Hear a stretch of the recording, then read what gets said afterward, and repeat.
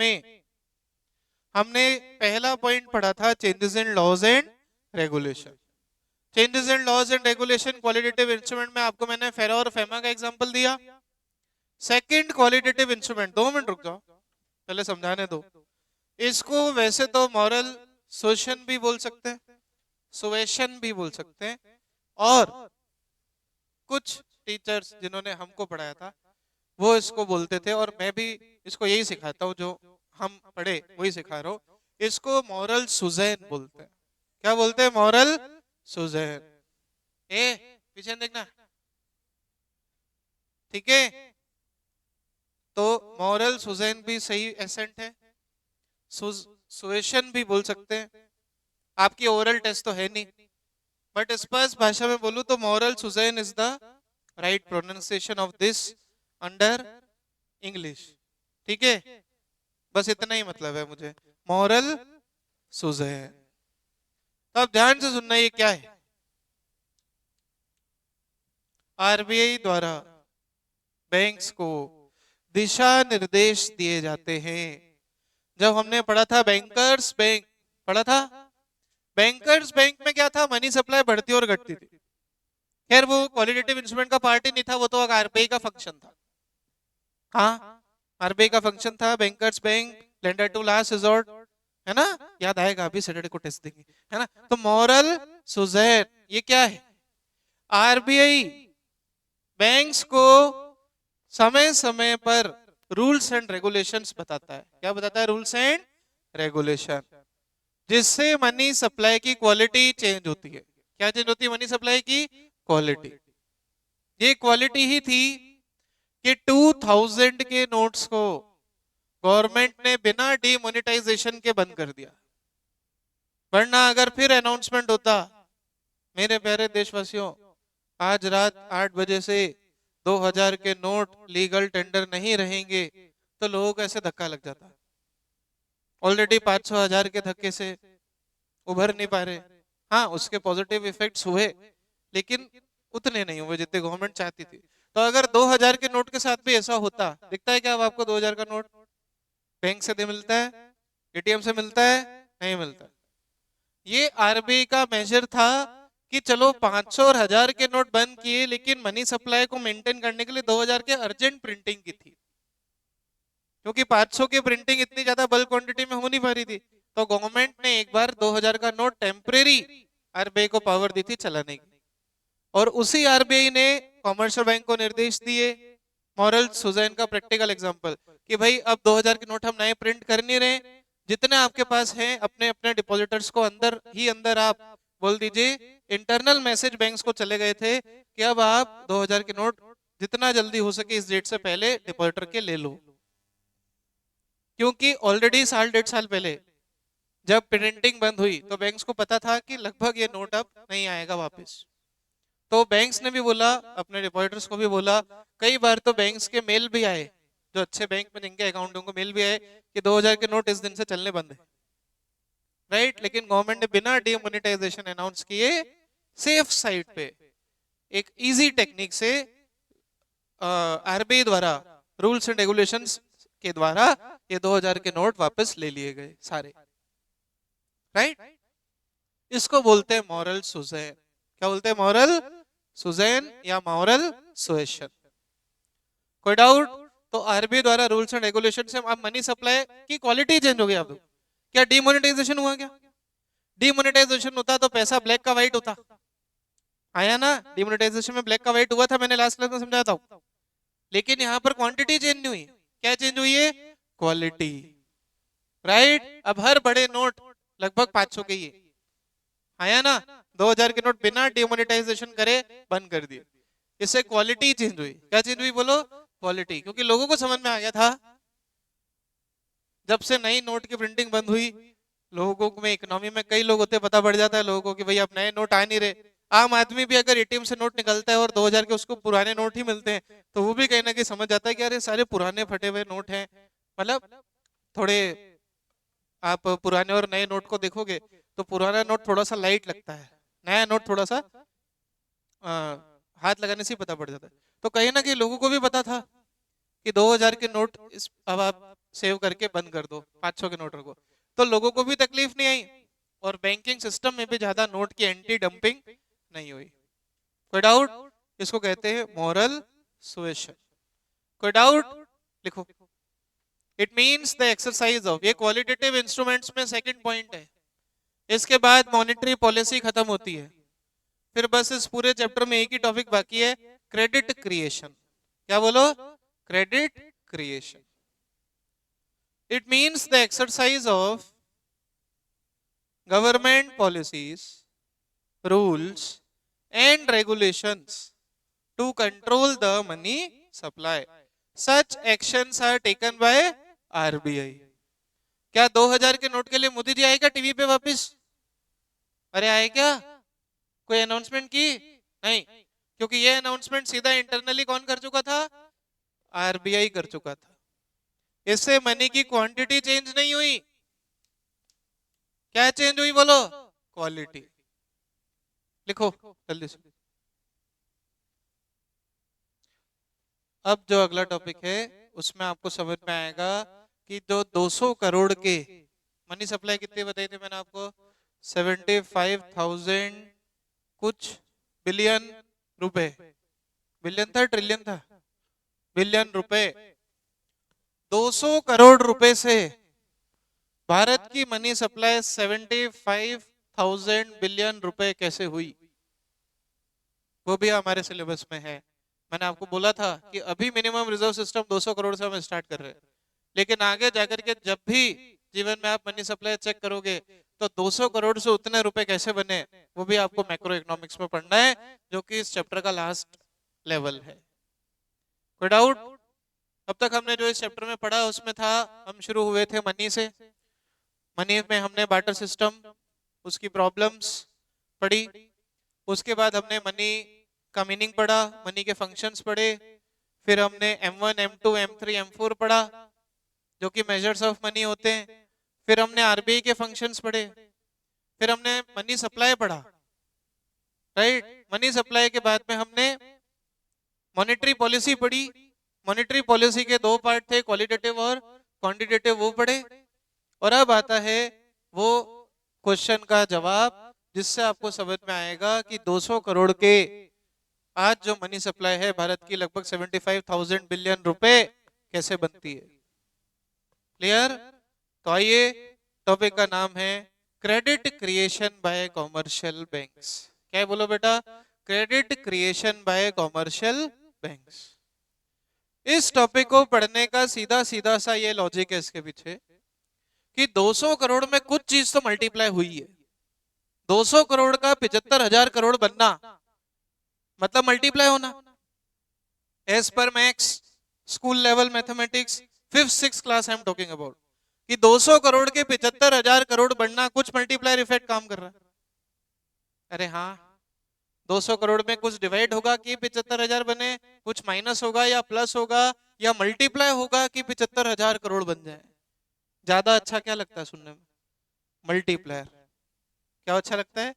Multiplier. मतलब 200 करोड़ में कुछ तो मल्टीप्लाई हुआ है जिससे 75,000 करोड़ रुपीस बनते हैं, और इसी मल्टीप्लायर इफेक्ट का नाम है क्रेडिट क्रिएशन। क्या नाम है बोलो? Credit creation. ये मल्टीप्लायर इफेक्ट क्या है और ये कैसे काम करता है वो भी मैं आपको टेबल समझाऊंगा, लेकिन आप पहले इसकी थ्योरी समझे। एक ऐसा प्रोसेस जिससे न्यू डिपॉजिट्स क्रिएट होते हैं। कोई कुछ नहीं लिखेगा, ये 6 मार्क्स का डायरेक्ट क्वेश्चन आता है, पिछले बोर्ड एग्जाम में नहीं आया, आप क्या आ जाएगा।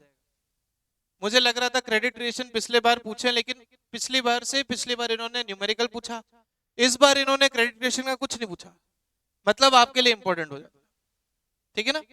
तो क्रेडिट क्रिएशन एक ऐसा कॉन्सेप्ट है जिससे इनिशियल डिपॉजिट, एग्जांपल के लिए मान लो अभी इनिशियल डिपॉजिट वो हमारे 200 करोड़ जो हमारे पिछले चल रहे वो है, मतलब इनिशियल डिपॉजिट पे कुछ तो मल्टीप्लायर लगेगा जिससे मनी सप्लाई निकल जाए। क्या निकल जाए बोलो? Money supply. और हमारे एग्जाम्पल के अंदर, इस कॉन्सेप्ट के अंदर, इस मल्टीप्लायर को नाम दिया है LRR। क्या नाम दिया है? LRR। सर CRR और SLR कम पढ़ रही थी, जो आप एक और ले आए, पहले 6 नंबर का चैप्टर। और इतने तो नोट्स लिखा दिए। मैक्रो ऐसी ही है, यहाँ माइक्रो नहीं चल रही। जहाँ फर्स्ट में TR MR निकालने सिखाया, TU MU सिखाया, लास्ट तक वही चल रहा है। यहाँ हर चैप्टर अलग दुनिया है। इसलिए LRR भी नया कॉन्सेप्ट है। जब आपको CRR और SLR समझने में कोई दिक्कत नहीं हुई तो दोनों को जोड़ दो। अगर किन दोनों को जोड़ दो, CRR प्लस SLR, तो क्या हो जाता है, LRR, legal reserve ratio. Sir हम क्यों पढ़ रहे हैं? क्योंकि अभी अभी मैंने आपको समझाया कि इनिशियल डिपॉजिट पर कुछ तो मल्टीप्लाई होगा, कुछ तो मल्टीप्लाई होगा कि ये 75,000 करोड़ बन जाए। उसको पढ़ने के लिए हम LRR पढ़ रहे हैं। समझ में आया?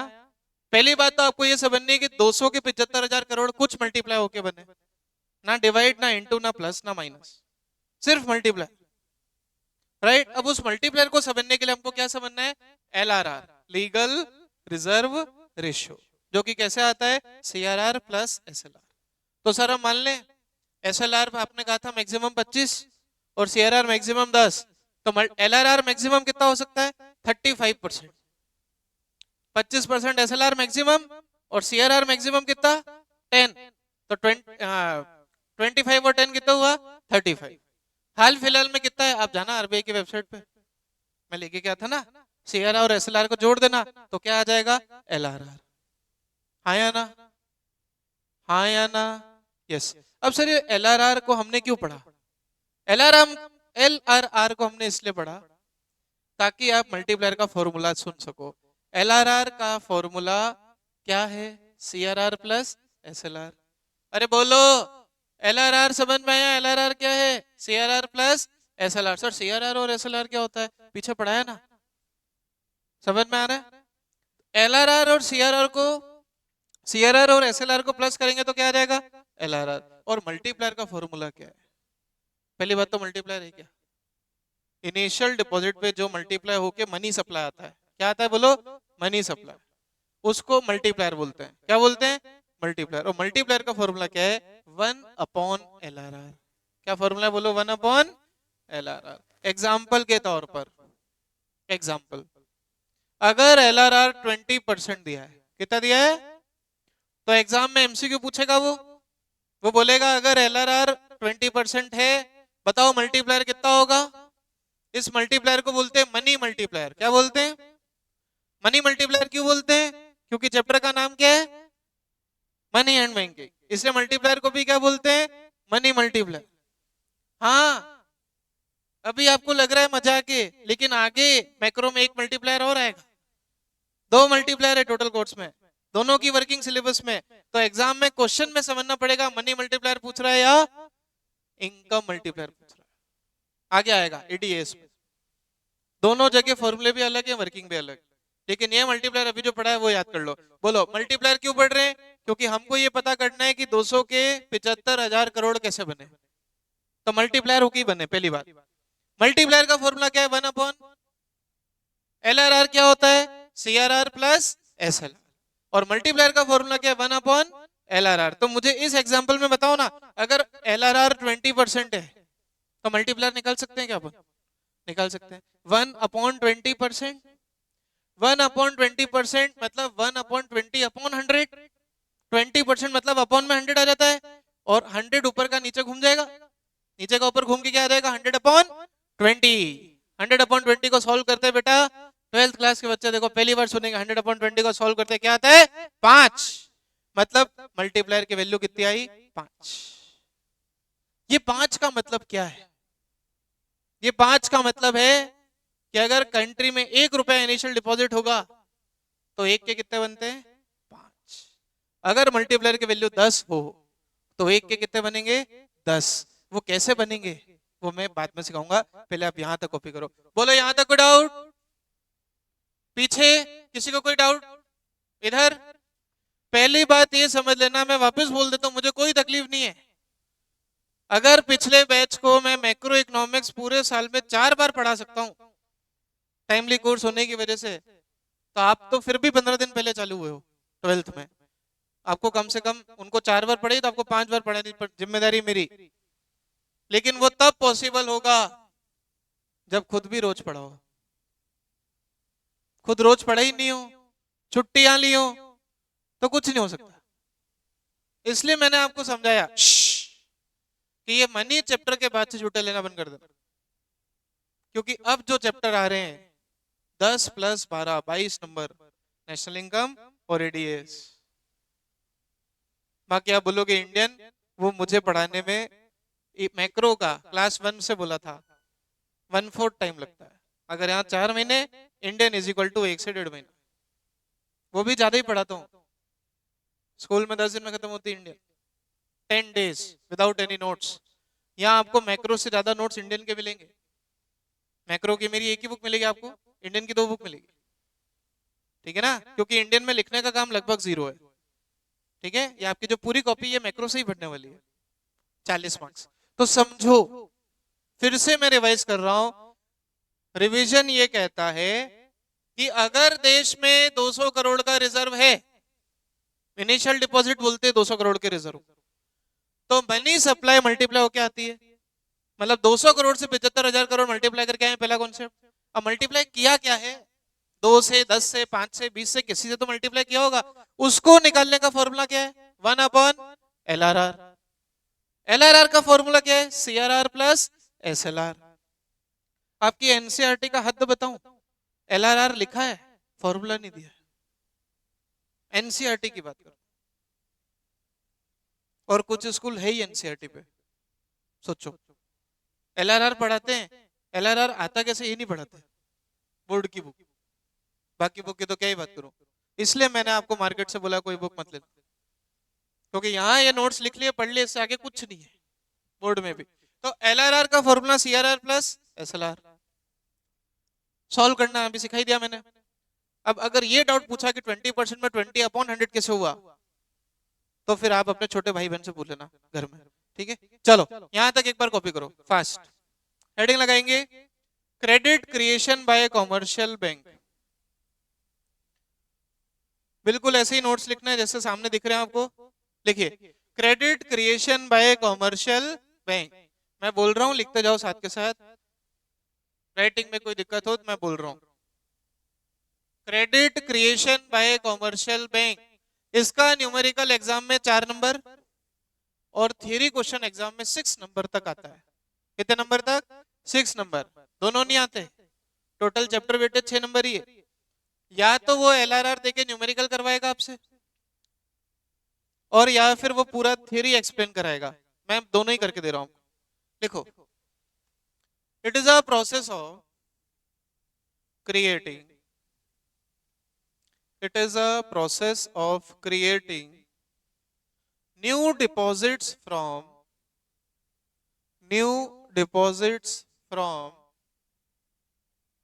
initial deposits। नए डिपॉजिट क्रिएट करना from initial deposit. Initial deposit example के लिए हमारा रिजर्व 200 करोड़, और न्यू डिपॉजिट मतलब मनी सप्लाई। आया ना, जिसको ये भाषा में भी डाउट हो वो ब्रैकेट में भी लिख लेना। इनिशियल डिपॉजिट के आगे आप रिजर्व लिख लेना, और न्यू डिपॉजिट का मतलब मनी सप्लाई लिख लेना। फिर अगली लाइन में, for this purpose legal reserve ratio is use. इस पर्पस के लिए हम क्या यूज करते हैं बेटा, legal reserve ratio. Sir legal reserve ratio क्या होता है, CRR, बोलो, लीगल रिजर्व रेशियो का फॉर्मूला क्या होता है, CRR प्लस SLR।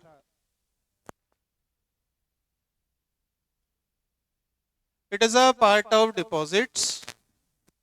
मीनिंग क्या होता है सर LRR का, जो कि बैंक को कैश रिजर्व में रखना है। किसमें रखना है, बोलो, कैश रिजर्व। अब आप बोलोगे सर ये तो हमने CRR का मीनिंग पढ़ा था। बेटा वहां पर आप मीनिंग देखो, CRR में लिखा था कैश रिजर्व विथ RBI। जो बैंक को CRR में हमने लिखा कैश रिजर्व विथ RBI, क्या यहाँ पे कुछ RBI जैसा कुछ लिखा है, मतलब टोटल विथ RBI वाला CRR, और SLR बैंक को खुद के पास रखना है, तो रखना तो दोनों कैश में ही है ना। अरे हाँ या ना, CRR कैश रिजर्व किसके पास रखना है, RBI के पास, तो वो भी रखना तो कैश ही है, और एसएलआर भी खुद को रखना है, तो टोटल कैश रिजर्व को क्या बोलते हैं? एलआरआर, जो कि बैंक को आरबीआई प्लस खुद के पास रखना है। समझ गए? एक एक वर्ड को बहुत ध्यान से लिखा है मैंने। अगर मैं यहां लिख देता कैश रिजर्व विद आरबीआई तो वो तो सीआरआर हो जाता। अगर मैं लिखता कैश रिजर्व जो बैंक खुद के पास रखे, वैसा भी नहीं लिखा मैंने। मैंने यहाँ टोटल कैश रिजर्व लिखा है। क्या लिखा है? टोटल कैश रिजर्व को एलआरआर बोलते हैं। कैसे आता है ये? CRR plus SLR. आगे बढ़ो। Money multiplier is equal to, ये वर्किंग और एग्जांपल लिख लीजिए फटाफट। Money multiplier is equal to, money multiplier is equal to 1 upon LRR. 1 upon LRR को फॉर्मूले में रखा, 1 अपॉन 20%, सॉल्व किया। थर्ड फोर्थ क्लास में सीखते थे हम इसको सॉल्व करना, नहीं तो आप जानते हो घर में छोटा भाई बहन पहले आप पे खूब हंसेगा वो कि देखो इतना सा नहीं आता भैया को, दीदी को। फिर सिखाए नहीं सिखाए वो आपकी और उसके बॉन्ड के ऊपर डिपेंड करता है। ठीक है, बाकी खुद ही सीख लो, सामने लिखा है। ठीक है, फर्स्ट क्वेश्चन अभी तक के डिस्कशन पर लिखिए। जिनको स्क्रीन नीचे का पार्ट नहीं दिख रहा है मैं डिक्टेट कर रहा हूं क्योंकि इसके नीचे सॉल्यूशन है। मैं चाहता हूं सॉल्यूशन आप खुद करो। लिखो, what is money multiplier? What is money multiplier? थोड़ी क्वेश्चन की लैंग्वेज गड़बड़ है, वो शायद कुछ वर्ड यहाँ मिट गए हैं, तो मैं सही लिख देता हूं। लिखो, what is money multiplier if what is money multiplier if LRR is, if LRR is, what is money multiplier if LRR is 30%? Easy question, MCQ 1 number, भले आरबीएससी सीबीएसई ओपन तीनों में। What is money multiplier if LRR is 30%? सब लोग अपने copy में solve करेंगे, मैं check करने आऊंगा रैंडमली। जल्दी सॉल्व करें। What is money multiplier if LRR is 30%? Easy question, calculate. पहले फॉर्मूला, फिर वैल्यू, फिर सॉल्व करेंगे जल्दी से। 3.33। क्लियर? समझ में आया पहला क्वेश्चन? ऐसा क्वेश्चन आएगा एग्जाम में। ठीक है, चलो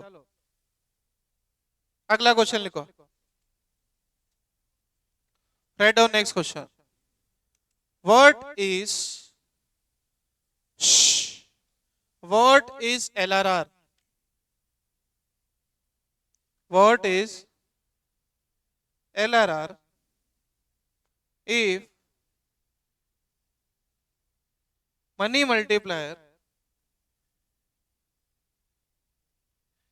अरे किसी को मनी मल्टीप्लायर में डाउट तो नहीं? हम 2 बार पढ़ा चुका हूं। If money multiplier is equal to 8, अगर मनी मल्टीप्लायर 8 है तो आपको बताना है LRR क्या होगी। तो sir money multiplier is equal to 1 upon LRR, जो कि परसेंटेज में होती है ना? अरे LRR परसेंटेज में होती है। अभी 2 क्वेश्चन किया आपने, 20%, 30%। हाँ, मनी मल्टीप्लायर कितना दिया?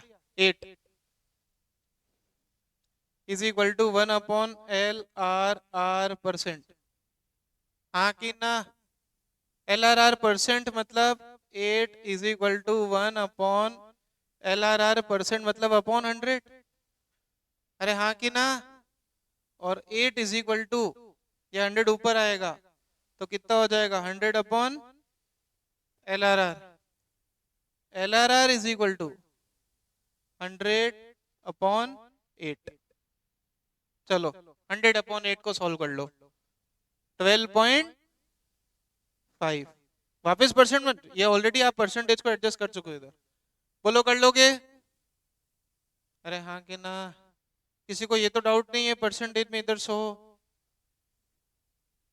ठीक है ना? 125 में 12.5% आएगा। आप इसको रिवर्स चेक कर लो, आपका मल्टीप्लायर 8 आना चाहिए। आप 1 अपॉन 12.5% करके देखो, 8 ही आएगा। Is equal to 100 upon 1, 100 upon 100%, 112, अच्छा 0.5 है ना, हाँ, तो एक जीरो और ऊपर, तो 1000 अपॉन 12 करोगे,